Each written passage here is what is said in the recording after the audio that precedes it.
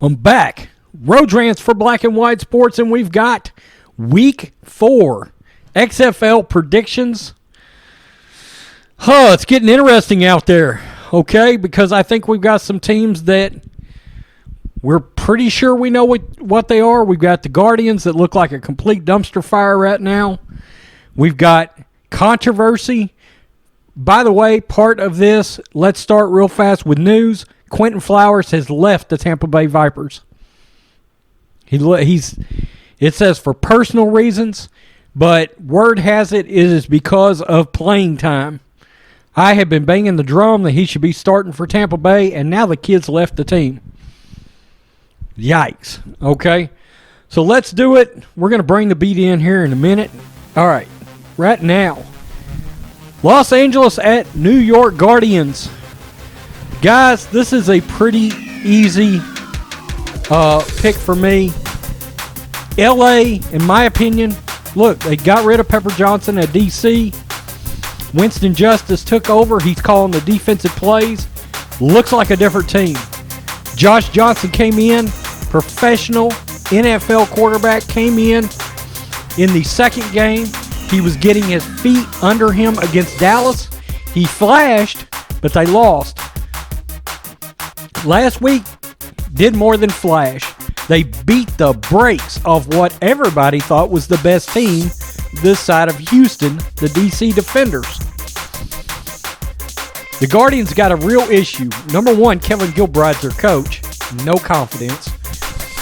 Matt McGloin is still listed as their starting quarterback. Matt, let me throw my coaches and teammates under the bus. McGloin, one of the biggest embarrassments I have ever seen on the sideline of any professional sport ever was the way he acted. A couple of weeks ago, he would have forever rode the bench, in my opinion. Now, that said, there's a chance Marquise Williams could end up starting. I would start him, but McGloin, Williams would both have a short leash because you have a professional quarterback out of the Philadelphia Eagles training camp, and most importantly, out of the AEF on your roster. His name is Luis Perez. He was one of the top 2 or 3 best quarterbacks in the AEF, and he came in last week and he proved it. He moved the ball, 7 for 8 passing, I believe. Without a doubt, Luis Perez would get in this game significantly. It won't matter. I've got the LA Wildcats, Josh Johnson, Winston Justice, Norm Chow calling the plays. This could end up being an embarrassing beatdown at home for New York. Look, New York might come out and surprise me, but I just don't have the confidence. I'm going LA 32, Guardians 14. Guardians got to show me something on offense. I like Nelson Spruce a lot out there for the Wildcats. Next game, we've got Seattle and St. Louis. Here's the problem. It's at St. Louis. St. Louis's crowd showed up, fired up, 28,000 deep. There's no reason to think they draw the best XFL ratings in the country. No reason to think that crowd is not. There was word that if they had chosen to open the top deck, that they would have sold that whole thing out. Okay? Maybe not, but there was rumors that might have actually happened. They'd have filled an entire NFL stadium with St. Louis fans. They missed the Rams up there. Jordan Ta'amu, Kristen Michael, they've got a real running situation going on. Matt Jones, that's dangerous. Look, I like Brandon Silvers. I picked him as my preseason MVP. That ain't going to work. P.J. Walker has run away with the award so far after Cardale Jones fell flat on his face. We'll get to that. Austin Proehl, he has flashed in Game 1, Game 3, flashed for Seattle. Seattle's got a decent defense. It doesn't matter. St. Louis won that game on all 3 phases of play. Special teams, defense, offense last week. St. Louis, 28. Seattle 20. I think Seattle makes it pretty interesting. I'm hoping for the sake of these games that we do not get. We've had what's happened the last 2 weeks.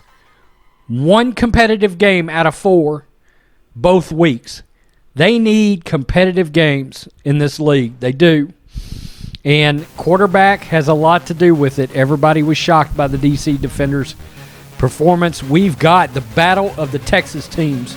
My Houston Roughnecks against the Dallas Renegades. And this could end up being the game of the week. Could end up being the game of the year. Philip P.J. Walker at quarterback versus Landry. I actually played for the Pittsburgh Steelers, and I'm a professional quarterback that can actually read defenses and call audibles on the field. Jones, Cameron Artis-Payne for Dallas. It is in Dallas, Lance Dunbar. But look, there is talent everywhere for Houston. On defense, they've got Andre Williams coming in at running back. Dallas has got the emergence of Donald Parham, a massive tight end who Landry Jones threw 2 touchdowns to last week. It's getting very interesting, but I don't love Dallas's home field advantage. I did not think their crowd is so far off the field in Dallas compared to the other XFL crowds that are much closer to the game that's actually being played. Tampa Bay was far off, but there was so many people in the crowd, it didn't matter. I think Houston wins this game. I do. And I'll tell you why.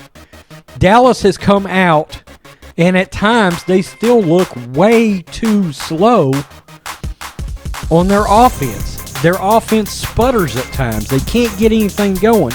If they try to run the ball, I just don't think it's going to work. I think P.J. Walker will take over this game again. I've got Houston 30, Dallas 27. I'll say Dallas keeps it close. Look, would it shock me if Dallas won? No. But I just think Houston is the best team in the league right now. Are they going to go undefeated? Probably not. If they're going to lose a game, this may be it. Okay? But there's my pick, Houston. Okay? The DC Defenders at the Tampa Bay Vipers. I just said a minute ago, Quentin Flowers is taken off. That leaves Taylor Cornelius at quarterback. Arrow to everybody's bam, I-hole. I don't love him at quarterback. I don't trust Mark Trestman. Although Mark Trestman, he did a better job as head coach last week. He did. He did a little bit better job, but one of his failures was not just naming Quentin Flowers the starting quarterback. That kid is a dual threat, and now he's left the team. They do have Devon Smith, one of my favorite players, came out of Michigan. Michigan is my team. So, there are things I like about Tampa, and their crowd showed up really nice, over 18,000 last week. I say DC bounces back. Pep Hamilton should have them guys coached up. Am I worried about Cardale Jones after last week's performance? Yes. He looked awful. The LA Wildcats intercepted him 4 times. They were beating him to death in the backfield. But DC's got way too many weapons on offense. They got Rashad Ross. They got Eli Rogers. DeAndre Tompkins out there.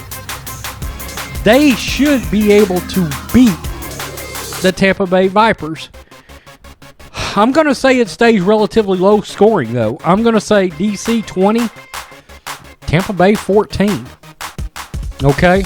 I think it'll be a bounce back. I'm hoping Cardale bounces back. Look, it was Cardale and P.J. Walker for the MVP race until this last weekend, and Cardale Jones fell off the map.